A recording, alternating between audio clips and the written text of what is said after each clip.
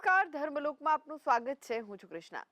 દર્શક મિત્રો, આજે કારતક સુદ પૂર્ણિમા છે, એટલે દેવ દિવાળીનો પર્વ છે. દેવ દિવાળીને કેમ દેવોની દિવાળી કહેવામાં આવે છે? દેવ દિવાળીના આ પર્વ નિમિત્તે શું કરવું જોઈએ જેનાથી લાભ પ્રાપ્ત થાય છે? આ તમામ વાતો આજે જણાવીશું ધર્મલોકમાં.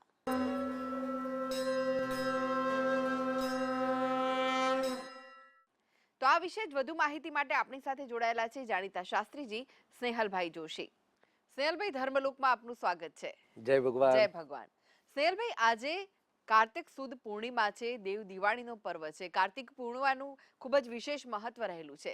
ત્યારે દેવ દિવાળીનો પર્વ કેમ મનાવવામાં આવે છે, કઈ કથા જોડાયેલી છે અને કેમ દેવોની દિવાળી કહેવાય છે?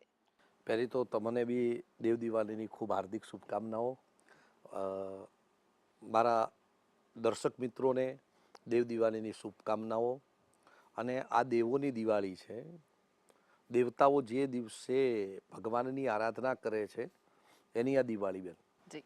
અને આજે સૌથી વધારે કાર્તિક પૂર્ણિમાના જે મેળાઓ હોય છે ને, હા, મેળાનું વિશેષ મહત્વ છે. મેળાનું વિશેષ મહત્વ છે. સ્નેહનું મિલન છે, પ્રેમનું મિલન છે. હા.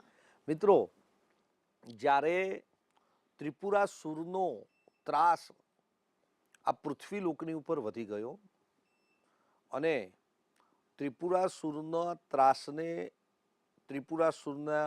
ત્રાસમાંથી મુક્ત થવા માટે દેવતાઓ જ્યારે ભગવાન શિવજીની આરાધના કરે છે અને ભગવાન શિવજી જ્યારે ત્રિપુરાસુરને હણવા માટે તૈયાર થાય, રથસ્ત્રોણિયંતા સ્તુતિધન રથેન્દ્રો ધનુરથો રથાંગે ચંદ્રાર્કો રથચરણ પાણીસર ઇતિ દિદક્ષો તે કોયમ ત્રિપુર્ણ તૃણમાડંબર વિધેયે ક્રીડંત્યો ન ખલુ પરુતંત્ર પ્રભુધિય. જ્યારે ભગવાન શિવજી ત્રિપુરાસુરની સાથે યુદ્ધ કરવા ગયા ત્યારે પવનદેવે રથ આપ્યો છે. દેવતાઓએ જુદા જુદા, પૃથ્વી માતાએ એમને પોતાને વેગ આપ્યો છે. બધા દેવતાઓએ એકત્ર થઈ અને ભગવાન શિવજીને બરાબર રથની ઉપર અસવાર કરી ત્રિપુરાસુરને હણવા માટે બધાએ પોતપોતાની શક્તિઓ શિવજીને આપી છે. અને ભગવાન શિવજીએ પશુપતિ અસ્ત્ર દ્વારા ત્રિપુરાસુરને હણ્યા છે. અને ત્રિપુરાસુરને હણ્યા અને ભગવાનનો જય જયકાર થયો, જય ઘોષ થયો. એ દિવસ જે હતો એ હતો કારતક સુદ પૂર્ણિમાનો દિવસ. અને દેવતાઓ અતિ પ્રસન્ન થયા. એટલે બધા જ દેવતાઓએ ભગવાન શિવજીની આરાધના કરવા માટે ભગવાન શિવજીની નગરી જે પૃથ્વીલોકની અંદર કાશી બનારસથી ઓળખાય છે, ત્યાં આગળ બધા દેવતાઓ જઈ અને ભગવાન શિવજીના પ્રસન્નતાના માટે માટીના અનેક દીવડાઓની અંદર ભગવાન શિવજીની સ્તુતિ કરી અને દીવો ભગવાનને અર્પિત કરે છે. હાલમાં પણ મિત્રો, બનારસના દરેક ઘાટની ઉપર, બનારસના નાના મોટા મંદિરની અંદર, નાનું મંદિર હોય મોટું મંદિર હોય, બનારસના દરેક મંદિરની ઉપર, બનારસના દરેક ઘાટની ઉપર, બનારસની અંદર ગલીએ ગલીએ, ઘરે ઘરે આજના દિવસે માટીના દીપકની અંદર, માટીના કોડિયાની અંદર દીવો પ્રગટાવવાનું એક વિશેષ મહત્વ બતાવ્યું છે. જે આધિદૈવિક, આધિભૌતિક અને આધ્યાત્મિક જીવનની અંદર મનુષ્યના સર્વ પ્રકારના સંતાપને હણે છે. અને દીપ જ્યોતિ પરબ્રહ્મ, દીપ જ્યોતિ જનાર્દન, દીપો હરતુ મે પાપ, દીપ જ્યોતિ નમોસ્તુતે. એ દીપ જ્યોતિ છે એને અહીંયા પ્રાર્થના થાય છે કે અમારા જીવનની અંદર આધિદૈવિક, આધિભૌતિક અને આધ્યાત્મિક ત્રિવિધ તાપને હણો. આધિ, વ્યાધિ અને ઉપાધિના દુઃખને દૂર થાય એટલા માટે ત્યાં બનારસની અંદર દરેક ઘાટની ઉપર, દરેક મંદિરોની અંદર, દરેક સ્થળની અંદર અનેક દીપક પ્રગટાવવાનું વિશેષ મહત્વ છે. અને આજના દિવસે બનારસની અંદર કાશી વિશ્વનાથજીના દર્શન કરીએ બનારસના કોઈ ઘાટની ઉપર જઈને તમે ત્યાં જુઓ ને તો આપને એવી પ્રતીતિ થાય છે કે હું એક અલૌકિક જે શિવનગરી છે એ અલૌકિક નગરીની અંદર ત્યાં આવી ગયો છું. ભગવાન શિવજીની ત્રિપુરાસુરને જે હણ્યા એ દિવસને ત્રિપુરાસુર નાશ દિવસ પણ કહેવામાં આવે છે. અનેક નામથી ભગવાન શિવજીના આ વિજય દિવસને અનેક નામોથી ઉજવવામાં આવે છે. પણ દેવતાઓ ભગવાન શિવ દેવાધિદેવ ભગવાન મહાદેવજીના પ્રસન્નતાના માટે આજના દિવસે જે ઉત્સવ મનાવે છે, જે આનંદ મનાવે છે અને ત્રિપુરાસુરના ત્રાસથી જે આ પૃથ્વી ત્રહિત થઈ હતી, જે વ્યક્તિઓ ત્રાસી ગયા હતા, એ વ્યક્તિઓના મનની મનોકામનાની પૂર્તિ થઈ, ત્રિપુરાસુરનો નાશ થયો અને લોકો જે આનંદમાં આવી ગયા હતા એના માટે દેવતાઓએ જે દીપોત્સવ મનાવ્યો, દેવતાઓએ જે આનંદની અભિવ્યક્તિ કરી, એ દિવસને આજે દેવ દિવાળી કહેવામાં આવે છે. દેવોએ બનાવેલી દિવાળી છે. જેમ આપણે રામચંદ્રજી પાછા આવ્યા હતા અને એની ખુશીની અંદર અમાસના દિવસે, આસો સુદ અમાસના દિવસે જેમ દીપોત્સવ કરીએ છીએ અને આપણે દિવાળી મનાવીએ છીએ, એવી જ રીતે દેવતાઓએ કારતક સુદ પૂનમના દિવસે ત્રિપુરાસુરના ત્રાસથી ત્રસ્ત થયેલા જગતની અંદરના દરેક જીવ માત્રના કલ્યાણના માટે ભગવાન શિવજીએ જે એનો નાશ કર્યો અને દેવતાઓ જે પ્રસન્ન થયા અને દેવતાઓએ જે ભગવાન શિવજીને દીપદાન કર્યું છે, ભગવાન શિવજીના પ્રસન્નતાના માટે દીવાઓ પ્રગટાવ્યા છે. એટલે આજના આ દિવસને દેવ દિવાળી ગણવામાં, દેવો દ્વારા ઉજવવામાં આવતી દિવાળી તરીકે કૃષ્ણાબેન આને દેવ દિવાળી ગણવામાં આવે છે. જી, દેવ દિવાળી કેમ કહેવાય છે તે તો તમે દર્શક મિત્રોને જણાવ્યું, પરંતુ દેવ દિવાળીનો આજે પર્વ છે આજનો, ત્યારે શું કરવું જોઈએ જેનાથી વિશેષ લાભની પ્રાપ્તિ થાય? આ દેવ દિવાળીના પર્વની અંદર વિશેષ લાભમાં છે ને, જેના સંતાનોના લગ્નની અંદર વિલંબ થતો હોય છે એમના માટે આ અતિ પાવન પવિત્ર દિવસ છે. કોઈના સંતાનો એવા હોય છે કે કોઈના દીકરા દીકરીઓના લગ્ન નથી થતા હોતા, લગ્નની અંદર કંઈક ને કંઈક રૂકાવટ આવતી હોય છે, કંઈક ને કંઈક બાધાઓ આવતી હોય છે. અને અત્યારના સમયની અંદર વિશેષતા આ જોવા મળે છે. છોકરાને ગમે તો છોકરીને ના ગમે, છોકરીને ગમે તો છોકરાને ના ગમે, બંનેને ગમતું હોય તો કુટુંબને ના ગમે, કુટુંબને ગમતું હોય, છોકરા છોકરીને ગમતું હોય તો જન્માક્ષર મેચ ના થતા હોય. સાચી વાત છે. આવા પ્રશ્નો બહુ જ જીવનની અંદર મનુષ્યને સતાવતા હોય છે. તો આ પ્રશ્નોના નિરાકરણ માટે મિત્રો આજનો આ જે દિવસ છે ને, દેવ દિવાળી કારતક સુદ પૂર્ણિમાના દિવસે જો તમે આ ઉપાયો કરશો તો તમારા જીવનની અંદરના રહેલા અનેક પ્રકારના આવા મૂંઝવણોથી તમને મુક્તિ મળશે. બીજું, ઘરની અંદર તમારી પાસે આવકના સોર્સ ઘણા છે, આવક ઘણી બધી આવે છે, પણ એ ક્યાં ખર્ચાઈ જાય છે એ જ ખબર નથી પડતી. ઘરની અંદર આપણે ઘણું જ વાતાવરણને પીસફુલ એટલે કે આનંદપૂર્વકનું રાખવા માગતા હોઈએ છીએ, પણ ક્યાંક ને ક્યાંક કંઈક એવી પરિસ્થિતિઓનું નિર્માણ થાય છે કે ઘરનું વાતાવરણ આખું ડોળી જાય છે. ઝઘડા નથી કરવા હોતા તોય ઘરની અંદર લોકોના સ્વભાવ ઉગ્ર થતા હોય છે. સંતાનોનું ભવિષ્યની ચિંતા મનુષ્યને સતાવતી હોય છે. તો આજના આ દિવસે મિત્રો આટલા અચૂક ઉપાય કરવાથી તમારા જીવનની અંદર આપને ખૂબ શુભ અને સારા પરિણામોની પ્રાપ્તિ થશે મિત્રો.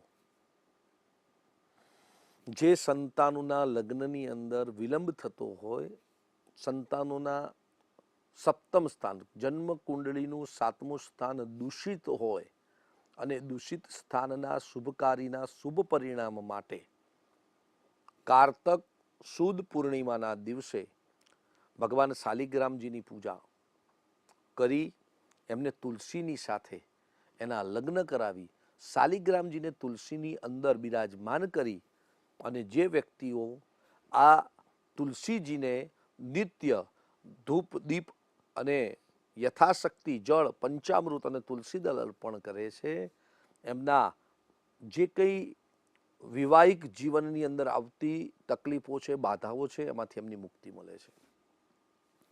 11થી લઈ કારતક સુદ 11થી લઈ અને કારતક સુદ પૂર્ણિમા આ 5 દિવસ છે એ તુલસી વિવાહના બતાવેલા છે. આ 5 દિવસની અંદર કદાચ આપણાથી આ તુલસી વિવાહ ન થઈ શક્યા હોય તો પૂર્ણિમાના દિવસે અવશ્ય આ તુલસી વિવાહ કરવા જોઈએ. બ્રાહ્મણને કદાચ ન બોલાવી શકીએ તો આપણે આપણા રીતે આપણા ઘરની મેળે ઘરની અંદર ભગવાનના પૂજા અર્ચના કરી અને તુલસીજીની સાથે શાલિગ્રામજીને એની જોડે વિવાહ કરાવવા જોઈએ. બીજું, તમારા જે સંતાનોના લગ્નની અંદર બાધાઓ આવી રહી છે, આવા સંતાનોને બાલ ગોપાલ વિષ્ણુ ભગવાનનું જે બાલ સ્વરૂપ છે એ બાલ સ્વરૂપની પૂજા અર્ચના 16 પૂજા કરાવજો. ભગવાનનું ધ્યાન કરવાનું, આવાહન કરવાનું, આસન આપવાનું, પ્રતિષ્ઠિત કરવાના, ત્યારબાદ ભગવાનને પાદ્ય અર્ઘ્ય આચમન સ્નાનાદિક કર્મ કરાવવાનું.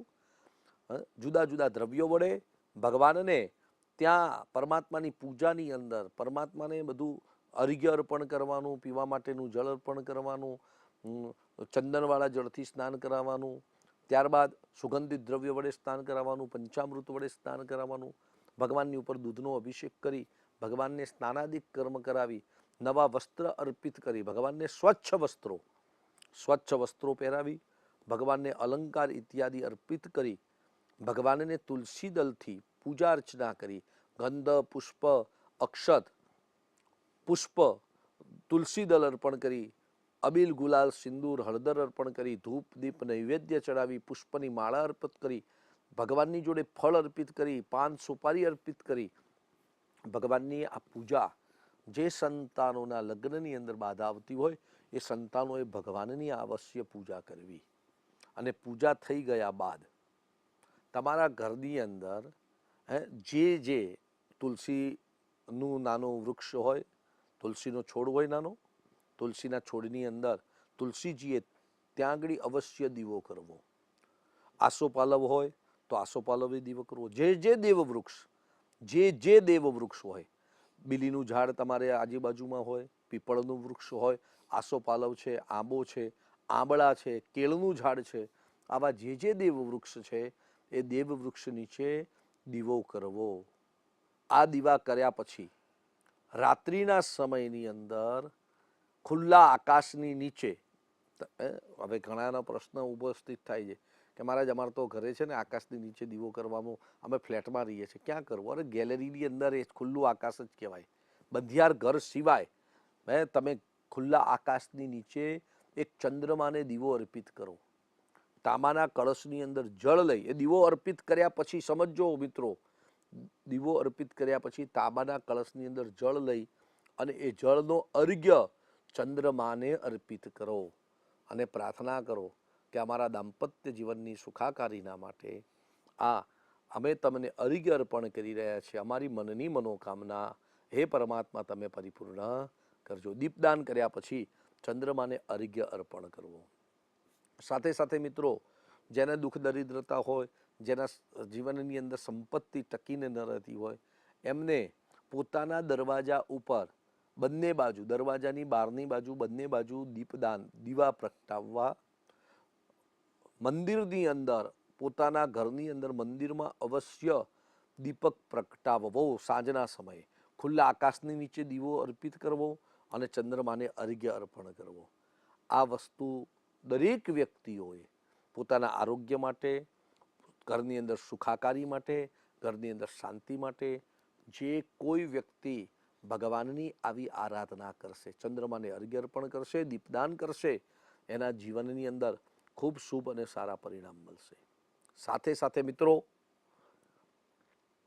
દરેક વ્યક્તિઓએ આજનો જે દિવસ છે એ દેવોની દિવાળી છે, માટે આપના ઘરની નજીકમાં જે કોઈ શિવ મંદિર હોય, જે કોઈ બીજા દેવસ્થાન હોય, એ દેવસ્થાનની અંદર જઈ ત્યાં આગળ દીપદાન કરવું ખૂબ મહત્વનું બતાવ્યું છે.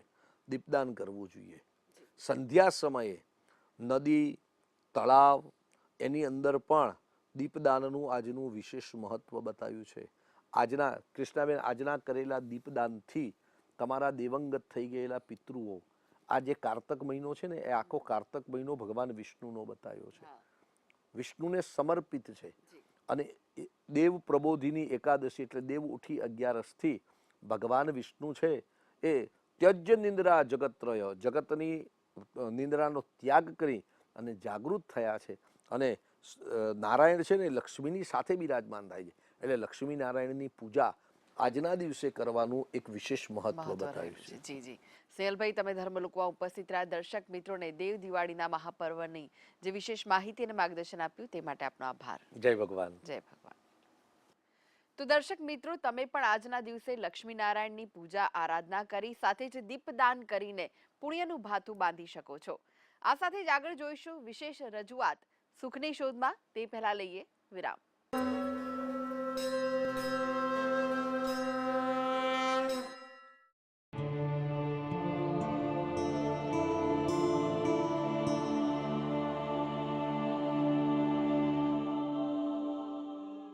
મિત્રો, આપણે વાત કરતા હતા ભગવાન પાસે, મહાપુરુષો પાસે શરણાગત ભાવથી આજે જે કરીએ, શરણાગત ભાવ.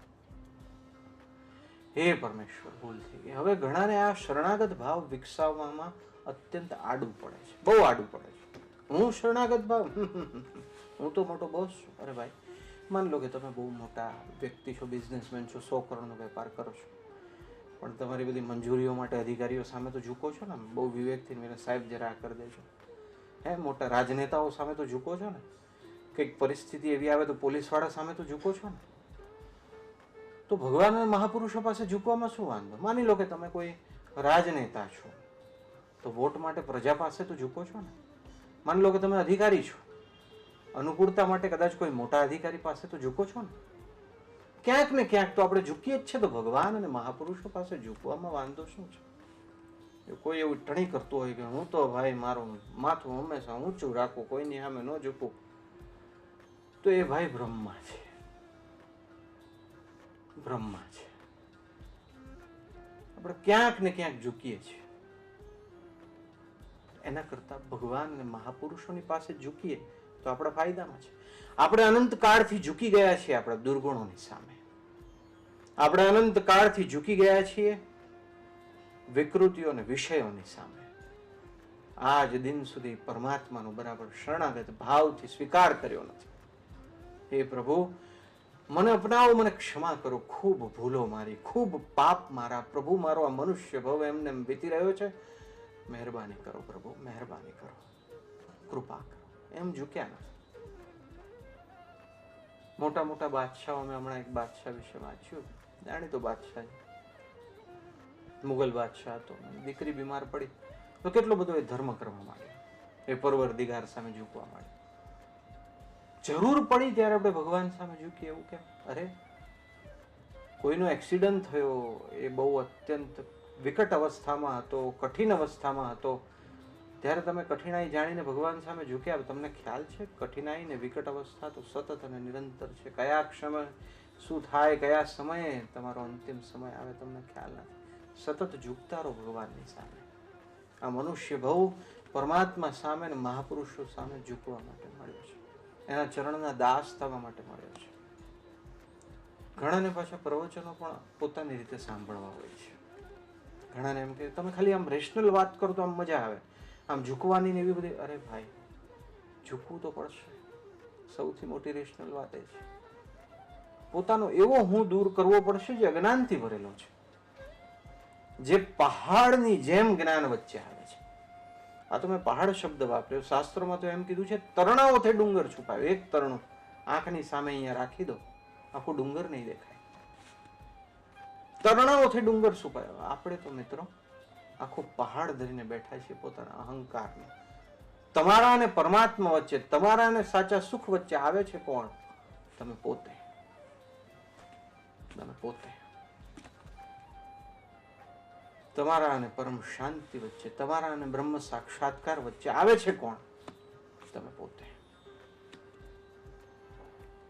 હવે પોતાને તો પરમાત્મા પ્રાપ્ત કરવા છે, તો આજે હું પોતે વચ્ચે આવું છું, તો આ ટેમ્પરરી હું મિટાવી દઈએ. ચાલો, મારા અને પરમાત્મા વચ્ચે માયા સમાન બાધા. જ્યારે ટેમ્પરરી હું જશે ને એટલે ખબર પડશે કે પરમાત્મા ને હું તો એકમેવથી બસ યુક્ત હતા, પરમાત્માનો જ અંશ છું. પણ આ જે હું જે છે એ માયા રચે છે. પરમાત્માને કોઈ ઢાંકી નથી શકતું. પણ માયા એટલે જે ન હોય તે દેખાય, તે માયા. તો ચાલો એ માયાને દૂર કરી દઈએ. શરૂઆતમાં વાત ઝૂકવા માટેની તો મેં બહુ સામાન્ય વ્યવહારિક દ્રષ્ટિથી કરી. અત્યારે ઝૂકવા માટેની વાત અત્યંત ઉચ્ચ સાક્ષાત્કારની દ્રષ્ટિએ કરું છું, પણ અંતે તો ઝૂકવું જ પડશે.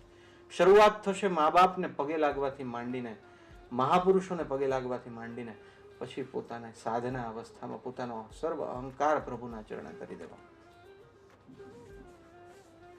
રખે આ બધી વાતો સાંભળીને મનમાં નિરંતર વિચાર કરીએ કે મને તો બધી ખબર પડે છે, તો ફરી પાછા આપણે ચૂકી જઈશું. અમુક વાક્યોને હંમેશ માટે ત્યાગી દેવા જેવા છે, અમુક વાક્યોને ક્ષણે ક્ષણ માટે અપનાવી લેવા જેવા છે, અમુક વાક્યોને હંમેશ માટે ત્યાગી દેવા જેવા છે, અમુક વાક્યોને ક્ષણે ક્ષણ માટે અપનાવી લેવા જેવા છે. મને ઘણી ખબર પડે અને હંમેશ માટે ત્યાગી દો. પ્રભુ ક્ષમા કરો, પ્રભુ મને સદબુદ્ધિ આપો, પ્રભુ આપના માર્ગે ચાલવું છે. આ વાક્યોને નિરંતર ક્ષણે ક્ષણે શ્વાસમાં વણી લો તેને હંમેશ માટે. 10 જણા પગે લાગતા હોય નથી, આપણે ભગવાનની નજીક પહોંચી ગયા એવું ન માની લઈએ. વિચાર કરીએ કે ભગવાન કહે છે તેવા માપદંડોમાં હું ખરો ઉતરું છું, તે પ્રમાણે જીવન જીવું છું, કે બસ હાંકે જ રાખું છું, મારી હાંકે જ રાખું છું. ઘણી વાર મિત્રો થાય એવું કે આપણે કોઈ થોડા ઘણા ધર્મ અધ્યાત્મના માર્ગે ચાલતા હોઈએ, આપણી ભૂલો હોય, આપણને ખબર હોય ઘણી ભૂલો છે, પણ આપણે એવા વ્યક્તિને જોતા હોય કે જેની આપણા કરતાં પણ વધુ ભૂલો હોય તો એનું બહારથી લોકો બહુ સન્માન કરતા હોય, એટલે આપણને એમ થાય કે આના કરતાં હું સારો છું. એટલે ભાઈ એની અવગતિ થશે, તારે એની સાથે ક્યાં સરખાવવાની જરૂર છે? તું તારી જાતને એવા મહાપુરુષો સાથે સરખાવજે, ઉત્તમ ગુણોથી યુક્ત છે. સરખામણી પણ યોગ્ય કરીએ ને, સરખામણી જ અયોગ્ય કરીએ છીએ. આપણે કેટલી બધી વાર વાત કરી છે, આપણે અનેક વાર વાત કરી છે કે આપણે 2-3 વસ્તુ આપણી સુખની શોધની યાત્રામાં કરીએ છીએ જે લોકોને વિપરીત લાગે. એક, સરખામણી કરવી જ જોઈએ. આપણને કોકને એમ લાગે કે આ શું કહે છે, અધ્યાત્મમાં તો સરખામણી કરવાની ના છે. અમે કહીએ છીએ વધુ દુઃખી લોકો સાથે પોતાના દુઃખની સરખામણી કરો, મહાપુરુષોના ઉત્તમ જીવન સાથે પોતાના જીવનની સરખામણી કરો.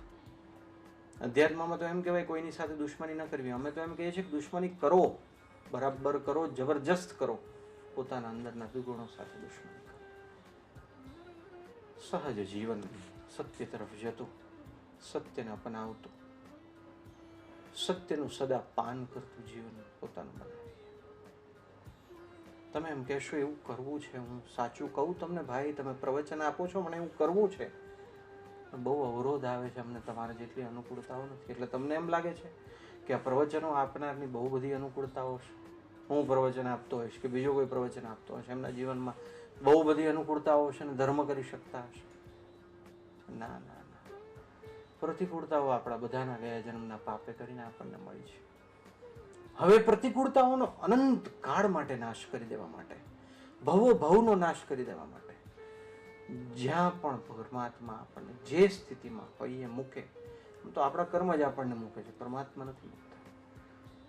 તે સ્થિતિમાંથી પરમાત્મા તરફ આગળ વધવાનો પ્રયત્ન કરીએ. બહાનાઓનો ત્યાગ કરીએ, જે કરવાનું છે તે કરીએ. વિવેકથી સમજીએ કે કરવું શું છે. મારે ઝૂકવું છે પ્રભુને, મારે જીવનમાં પ્રાયોરિટીમાં પ્રભુને પહેલા રાખવા છે, મારે મારા ભાવ શુદ્ધ કરવા છે, ભાવ સુધારવા છે. જો એમ નહીં કરીએ તો સમય વીતતો જશે. જો એમ નહીં કરીએ તો મનુષ્ય ભાવ હાથમાંથી નીકળી જશે. બાજુવાળો કરે છે એનાથી મને શું ફેર પડે? હે મિત્રો, બાજુવાળાને 1 કરોડ રૂપિયા મળે તો તમને ફેર પડે? નથી પડતો ને. તમારી જોડે જેને કઈ સંબંધ નથી, તમને કઈ મદદ નથી કરવાની, તો બાજુવાળા ખોટા કામ કરે એનાથી તમને શું ફેર પડવો જોઈએ? તમે તો સાચા માર્ગે ચાલો. આ બાજુવાળાને જોઈને, આજુબાજુવાળાને જોઈને આપણે જ આપણી જિંદગીનું પનોત કાઢી નાખ્યું છે. હવે એમાંથી પાછા વળીએ, પ્રતિક્રમણથી, પ્રાયશ્ચિતથી, ઉત્તમ કર્મ અને ઉત્તમ જ્ઞાનથી.